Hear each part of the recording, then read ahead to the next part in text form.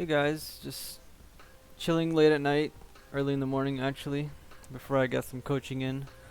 And to build up on my last video on list building and things like this, I wanted to basically cover weaknesses in this one.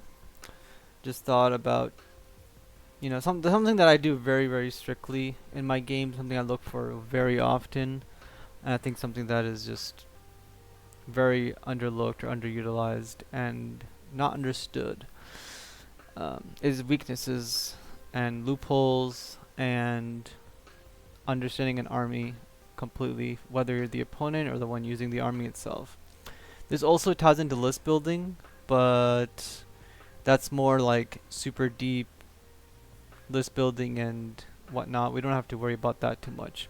But this does tie into the whole, like, if you have 200 to 300 points left of your army, what is the meta looking like? What terrain are you playing on? What do you need to, you know, either accelerate your units to do better or to provide cover fire, um, to keep your units from, your formation from depleting. And I was looking at these maps because there's a tournament coming up, and what's his name? Why did I forget his name? Power Thirst. You guys know Power Thirst. And I'm just going to use people's Discord's names because it's much easier for everyone to understand. But Power Thirst, he's going to GT with Chaos Knights. And if you guys remember way back a couple months ago, maybe 2 months ago now, um, I was having a talk with everybody in chat about why it was around teams and it was around knights and why a solid Space Marine player or the best player on your team, player wise, is probably the Space Marine player. There's multiple factors to this, but if somebody can play Space Marines really efficiently, and they can also consistently just be the best player that you guys know, or close enough to the best player, he probably is the best player or around there. It's really easy to decide that, oh, the person who's playing Space Marines is good. Why? Because he has to make good decisions every single turn, and unlike other armies, he can't just lose assets, and he doesn't have infinite tools. Not everything in a Space Marine army does damage, but everything in an Eldar army does damage, pretty much. Or everything in, like, Death Guard, for example, is durable baseline. That's not the same case for Space Marines. And this is also why Space Marines are never the best army in the meta. They're always really strong when there is one or two armies that are doing really good, especially if those one or two armies have either two distinct playstyles or they're leaning towards the same style, like long range shooting or elves and one wound models. And Space Marines are definitely set up to succeed when the meta is, like, let's say, very knight heavy and also very elf heavy. We can play two different dynamics and bring 1,000 points to deal with each type of army.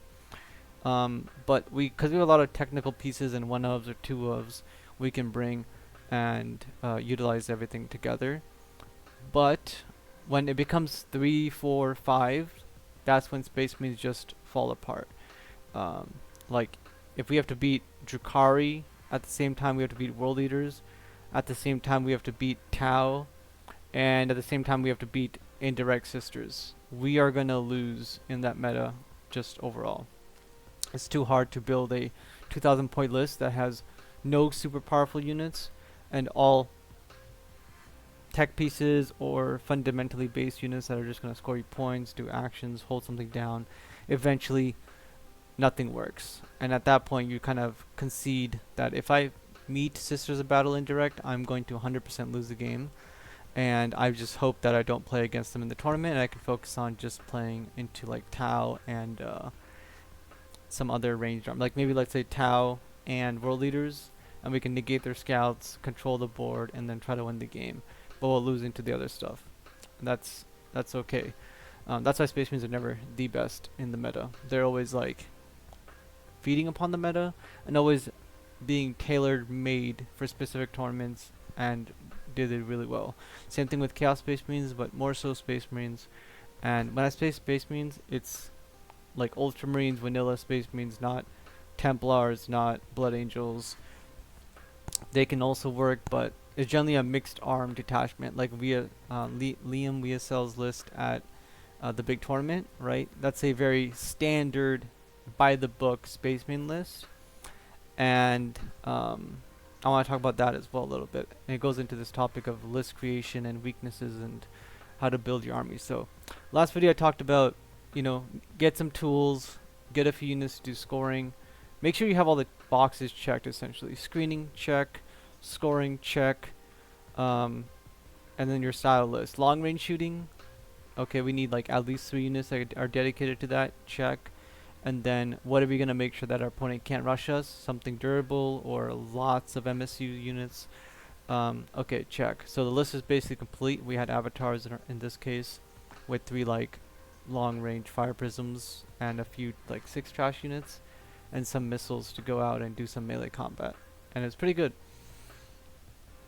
But for this case, we want to be basically covering weaknesses. So one thing to identify is I taught all of you guys how to read the map. And if you look at this map 51 tipping point, right, it's pretty easy to know where to rotate, to just head towards the top side. You're safest there, right over here. And you go up here, you go, and then you try to fly towards your opponent's base or towards the middle, and you win the game that way, right? Once you're behind that ruin, holding the objective. It's pretty easy. The tough thing is that you also have to consider the firing angles and the firing lanes, which is on the opposite side, which ultimately means that we can't just rotate towards the top side. Like, we're gonna do that, but this is also a extremely easy defensible location. It's behind the wall. You can hold it with lots of OC. You can't be shot. It's really close to your deployment zone, so your opponent can't get there, and there's line of sight blocking in the middle, in between it, and no launching platforms between their base all the way over to this objective. It's very difficult to get across. They have to essentially go to the middle and then go over. Very long. Like, you would need a 12-inch movement to basically do this. Maybe with advance and charge, or advance and shoot. So we can't do this, so on this map we gotta go downwards and get the line of sight angles to shoot either this hole from the bottom here all the way across.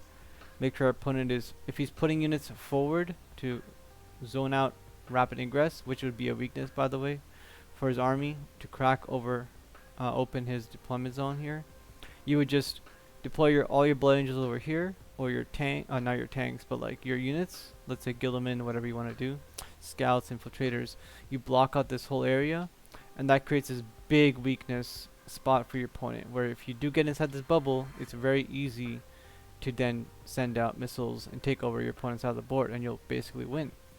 The other thing is, if we go down the road of, this is easily manageable, and our guns are going to be on the opposite side, which they're on the opposite side to make sure that our opponent can't stage in the open here, and he can't stage in the open here. If we have like one gun on this side, they can just hop into this ruin and shoot across basically up to this container, and this angle can shoot all the way across anything in the open. So if they want a rapid ingress in the open right in front of our objective, because we didn't move out, we have to make sure that we have a tank up in this location to shoot that way. More on this later. So this will be one big weakness on the map, but let's not worry about that too much right now. Let's worry about our army's footprint and how that looks. So if I just pull up my pen here, I didn't think I would need it, but I do need it now. If I pull up Epic Pen, and I basically say, so I've been talking a lot about, a lot of you people like to bring a lot of big units, and that's something that I find a lot of my, like, I played my brother on this map just the other day, right, and he basically had a impulsor over here, he had a giant land raider right here, and then he had, well, let's start from the beginning actually. So he had an impulsor tied up in this location. Let's make a circle actually on that. We got an impulsor over here. Then he had his big land raider starting right here. And he had a second impulsor essentially over here. And the problem, and I basically had the same list as him, except I didn't have the land raider, and I only had one impulsor. And so I had my impulsor right here, which is fine because it's kind of mirrored with his, where our impulsors can't be shot and interacted with. And then all of my blood angels kind of went into this pocket, and I had a lot of MSC units. JPIs were in here, scouts were in here as well, and then I had some JPI behind this container turn 1 just waiting to go this way, and a lone op that would travel up the map. The problem my brother faced was, well, what does he do? Everything in his army is very expensive, even though he has infiltrators that he had basically moved up to negate this whole area. They were kind of like this whole area was negated from infiltrators. So if I can make a actual wall, it was very much that the impulsor went upwards. The land raider eventually came up on turn 2, and the infiltrators were kind of zoning this out, and then this whole area was zoned out. And then he had a unit over here. And this is a problem in list writing for him, because this unit on this objective was a judiciary with like 5 assault intercessors, which is just more damage, right? Which goes a long way, and it's good to hold your home objective, but you're spending more and more points on a unit that doesn't do anything. And now eventually I had to come out and fight, so it was useful in the game, but that was mostly because I was playing Blood Angels, so it just was melee combat at all times. And the big weakness that he had was everything was in this box. Everything was in boxes. And one of the biggest weaknesses for, let's identify this big weakness immediately. One weakness is going to be that transports. Okay? Transports are a huge weakness. I should probably just get like a different color. Honestly. Get this out of the way. I just do this raw, guys, so I'm not editing anything. I'm just literally doing it as if I was doing it live. So we got number 1 problem we're facing is transports. Ignore my awful spelling and writing. Transports. In low levels, transports are really good, and they're become really bad at the mid tables because players understand how to break transports. Once you understand how to crack open a transport, or how to move block it, or how to just wrap it, the transport army just stops working. And the reason for this is because people who take transports, they like to move up too quickly, or they like to not pre-measure and not understand that a wrap can happen.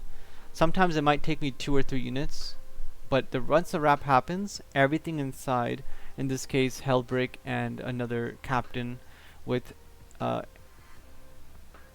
Brethren and a intercessor squad in the land raider is just stuck.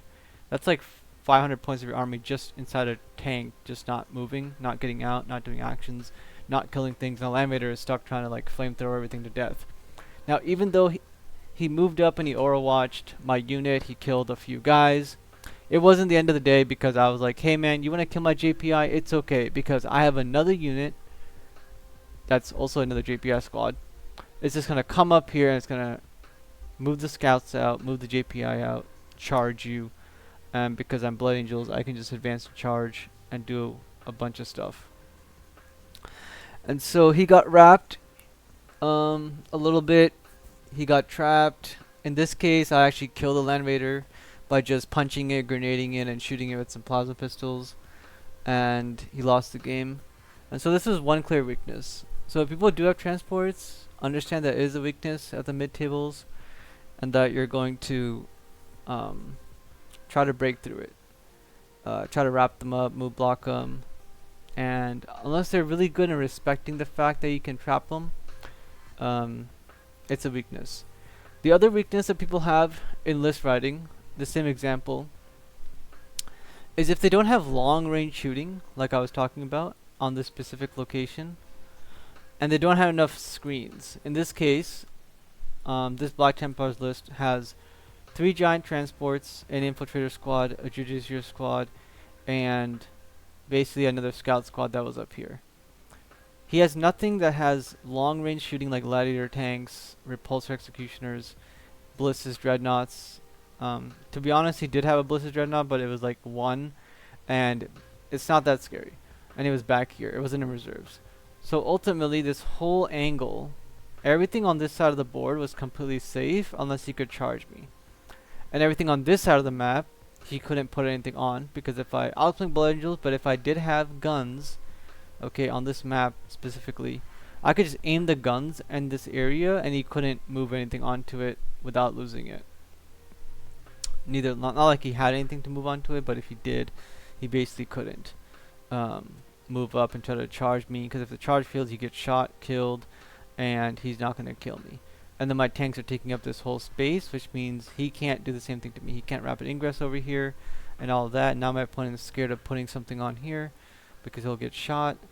And then once the space is completely open for me, by basically, if you think about a chessboard, I have a bishop lined up across the map, aiming on these squares, right? If you were to make Warhammer into squares, this whole square area, let's just say it's like 2 squares, 3 squares in this location, I have line of sight to it, I have guns aimed at it, and it's now a complete open territory that I have control of, so that when I do move my units up here, let's say I move a unit of scouts, if he wants to kill scouts with melee, he's got to bring out something, because he can't bring JPI if he doesn't have any, and when he does, I'm going to pick it up.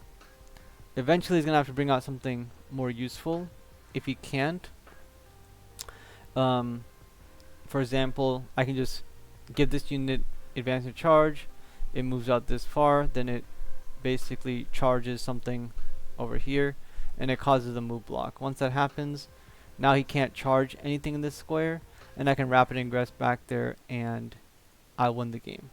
So this is a weakness of, he doesn't have anything to control this location. It's a weakness in list writing, which is why you do see a lot of Space Marine lists utilize like 1 to 2, sometimes 3 long-range shooting platforms, mostly Lancers.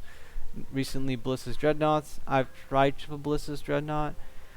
It's good, but it's not as good as people think it is, and I think people don't understand.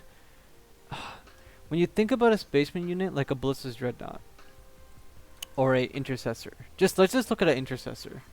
What is a intercessor? It is a 2 wound body, that's already better than most. It has a 3-up save, that's already better than most.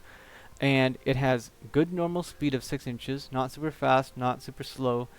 And it has the assault weapon, so it can like advance and shoot. It might have a heavy keyver, which it does in this edition, where it gets like benefits, right? So it's like, Intercessor actually has quite a lot of uses. The problem with the Intercessor is that it doesn't have the damage output. If you're shooting elves and stuff like this, it's going to do damage. It has a grenade launcher. It can do quite a decent amount of damage. In fact, I almost thought about running a 10-man or even 2 5-mans in my Blood Angel list, for this exact reason, that I could bring it here with a rapid ingress, not be worried about it being killed, because my opponent's going to be like, oh, I'm not worried about 5 Intercessors coming in and shooting me with the rapid ingress, but I was to create space. If my opponent disrespects the amount of space I create with this unit, it's beneficial to me. Also, I can put 5 Intercessors up here and shoot them, almost like Stern Guard, into a scout unit and kill it, rather than having to use something with more efficient firepower like a Ballistas Dreadnought or a Gladiator Reaper. It takes up more space, it's not as small and compact, and it costs more points, and it's perfect for their anti-tank to get efficiency on. So all these reasons. So that's why you look at a Space Marine, it has multiple uses. Look at a Ballistas Dreadnought. It has a 2-up save, and in fact, in my testing games, not just recently because I've been playing it for the whole edition, before the update. I was already running 3 Ballistic Dreadnoughts, most recently like more 2 Ballistic Dreadnoughts, because Space Marines is a mathematical equation of efficiency, and my Ballistic Dreadnought is actually my Land Raider. Okay, easy comparison. A Land Raider has 16 wounds, a Ballistic Dreadnought has 14 wounds, and they both have a 2-up save.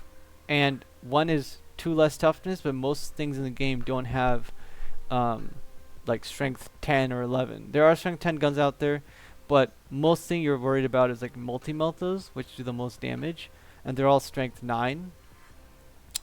Even if something does get to strength 10, they're essentially going to put enough into you that's going to kill you, even if you were a Land Raider with like miracle dice or just +1 strength and +1 wound, rerolls, whatever it is. A Land Raider won't survive.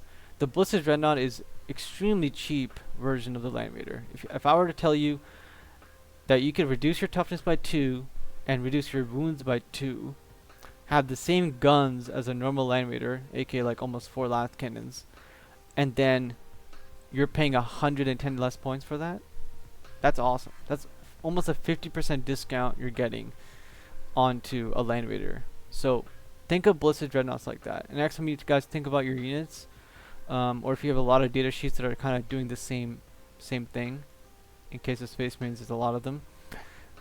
Look at the differences. Look at the point efficiency, but also look at what does this in my army, right? If something is a 2-up save with 16 wounds, anything relative to that, that is comparable to a Land Raider. Same thing if you're looking at your opponent's list. If you don't know what something does, but it relatively looks like, hey, that looks like a biggish tank, ask them how many points it is, so on. This is another tangent I'm going on now, but let's just get back to the weaknesses and stuff like this. But it's pretty important for you guys to know the whole Ballistic Dreadnought theory there. So transports, that's one weakness. Number 2 on this map was my opponent does not have any long range guns, so his weakness is that he cannot control this space. He does not have enough units to create this. So let's break it down into how many MSU units does he have? How many scoring pieces does he have? Okay, so this is like list efficiency. My brother's list is very elite and not efficient. He's actually doubled, tripled down into a transport with 2 units inside of it, another transport with the unit inside of it, and another transport with the units inside of it. So it's almost like he's playing Death Guard, or something that you guys are familiar with would be, you know, basically Death Guard, maybe some Sisters list with lots of rhinos and things with units inside, just trying to get out and charge you and protect themselves by being in the transport. Okay, that's fine, but he has nothing else in his list. Nothing to go out and score units first, and he just came back from a GT and told me, you know what I was missing? That jump pack intercessor squad, because on turn 1, I essentially couldn't get a lictor off the middle objective, and my opponent scored a whole 5 extra points for 2 turns, right? And probably got to do secondaries. That's not very good. You always need to have something fast, and before jump pack intercessors were out, it felt really bad for Space Marines to essentially try to control the board. We were really lackluster. With jump pack intercessors, we finally gained something that had the speed to go to the middle turn 1 and contest something. Contest it or just charge in and kill it. Before that, we had Desolation Marines. They got nerfed very heavily. After that, we had Land Raiders, which we could just move out super fast towards the middle with the 12-inch move, be kind of reckless with them, since there was not a lot of anti-tank in the game besides Eldar, but a lot of Eldar lists had moved on from that, and so we could kind of control the whole idea, whole game like that. And my brother did not have that. He just had 9-inch movement instead of 12. Didn't have advantage charge because he was playing Black Templars, Righteous Crusaders, and not Gladius. So he was really lacking on mobility. So number 2, trash. Okay, count your opponent's trash units at the beginning of the game, and if he has only 2 units screening these, right, so 1 and 2, we got 2 here, and then he has a 3rd scout unit ready to teleport. Let's say the 3rd scout unit's like up here, right, ready to move out, and then he has 1 last unit of something in deep strike. fourth units in deep strike. If he only has 4 units, which I talked about in my last video, having just 4 is the bare minimum, and then you kind of play on and whatever. Some armies, if your trash unit can kind of keep bouncing back and forth, like a Cladius Assassin, you might be able to get more than 1 use out of it. If you're very careful with your trash units, you can get more than 1 use out of it. If you're playing on a certain train format like GW, right, or specifically on WTC this map, you can keep your trash unit on this objective and keep scoring points, at least for that one. It's very easy to hold. So you might strip 1 unit out of your list, put in something more offensive, or maybe upgrade that trash unit to like a unit of infiltrators, or something that might teleport or might have more speed, or maybe a unit of 5 jump packs or Eldari units that have anti-tank guns that fly fast, and they can go score you points or they can do damage. Very versatile. So count these units. If your opponent is limited, guess what? You can wait it out and utilize their weakness of having less trash units, and in 2 turns, when they're down 2 or 3 units, they gotta score points somehow. They gotta bring out their land raiders, their assault intercessors, their captains, their lone ops. Something's gotta get onto those objectives to do scoring. This is why I heavily incentivize that you guys take more trash. I would say 6 units at the bare minimum when you're just like trying to pick it up. 5 is okay, but I would really recommend 6. That's a good amount of trash to have. That's probably the like realistic bare minimum amount that you would want to take, especially when you're trying to learn how to use them, how much do you need, not need. 6 is a really good amount. 8 is a lot.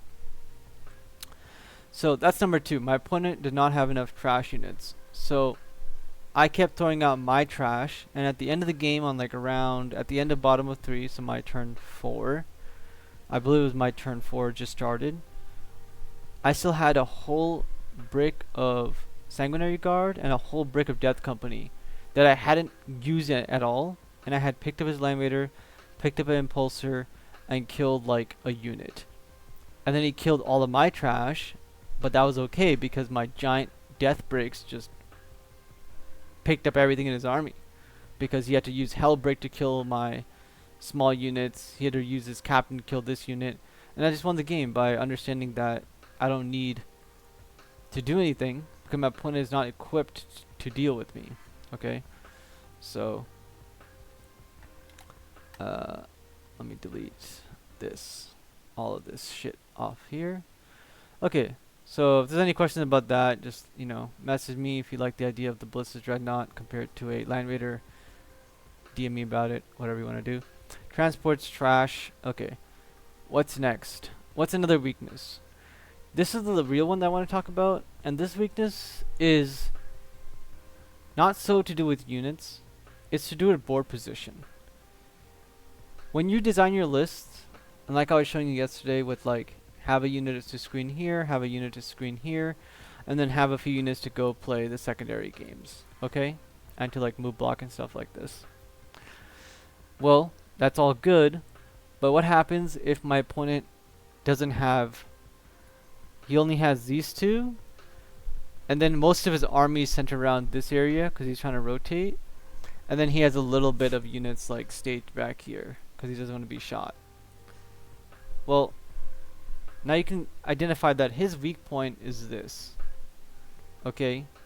His weakness is that he has almost nothing to fight on this side, and he's overwhelming you on this side, but as far as we're concerned, if we put like 5 scouts over here, he's not really going anywhere. He can't charge this far.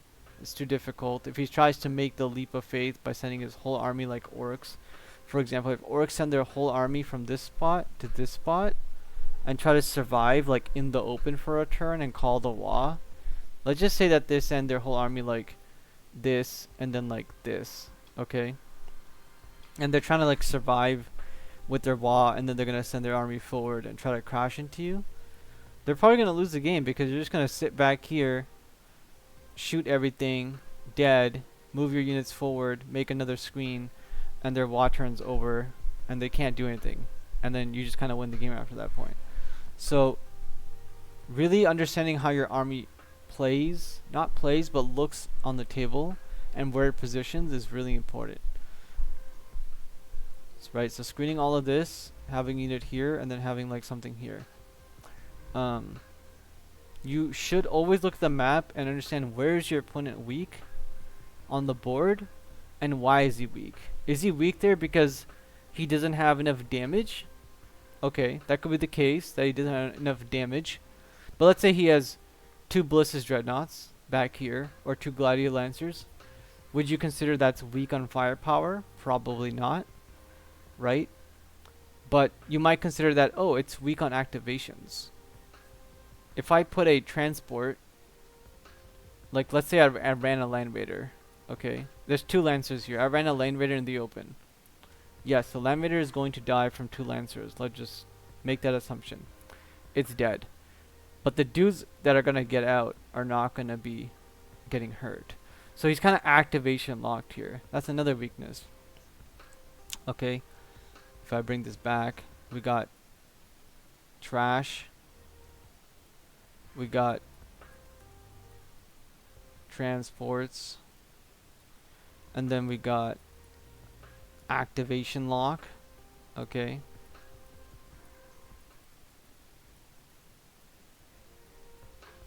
Activation lock. Okay. So activation lock is another weakness. This is similar to when your opponent doesn't have enough anti-tank to kill Land Raider, so you can just push into them.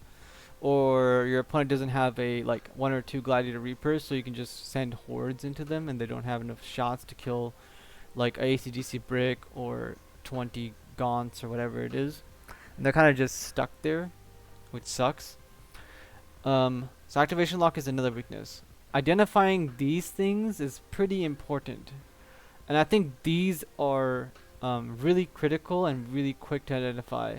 That identify pretty fast, other than just looking at the map. The map is important, but I want to mostly just wanted to cover transports, trash, activation locks, because reading the map is map by map. It can change next year. You guys have all gone through me looking at how to rotate, whatever, looking at these baiting maps where like this deployment zone is telling you to deploy this way because it's more towards your opponent's side, but it's actually lying to you because you want to deploy more this way and get into this nice pocket, right? And then everybody forgets about, oh, we're in this pocket, coach, and now I can't do anything because I can't line up my shots. I'm going to be like, yeah, you know why? Because you need your guns on this side to shoot down this angle, or to put something in reserves to essentially come in with a rapid ingress over here and then move up and maybe shoot down this pocket here. So yeah, lots of things. Land Raider, get out, the Land Raider, charge everything in here and win the game. So activation lock is the third one. There's other things that you can consider weaknesses, but it really does just come down to look at your opponent's army, look at your army, understand why are they weak. Why are Blood Angels weak? Why is their army with just transports weak? Why is their army with just a lot of guns weak, right? If you look at Tau's a good example. You're like, oh, Tau's so much damage, so scary. They move really fast. They got Fire Fade, teleporting, right? They guide everything. They hit on 2s, full rerolls, sustain 2. Everything's scary. But the second they get tagged, it's game over. They just kind of start losing. And they can lose the game very, very fast if they tag their army, because they decide that they're like, oh, what is my opponent going to do? He just has Space Marines. I have Cry Suits and Riptides. And then the guy just goes, okay, I'll advance my Assault Ancestors, tag your Riptide, and yeah, right? Maybe not the Riptide, because it's going to probably fall back and shoot. But like a Crisis unit, it can't fall back anymore. It's stuck. Maybe it doesn't have enough firepower to kill your heavy intercessors or something like this.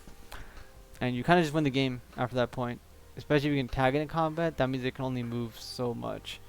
And if it doesn't move and it's stuck there, that leaves it open in the middle of the table to just get blown up by your long range shots next turn. Yep, so be aware of that. That's pretty much what I'm going to call this video.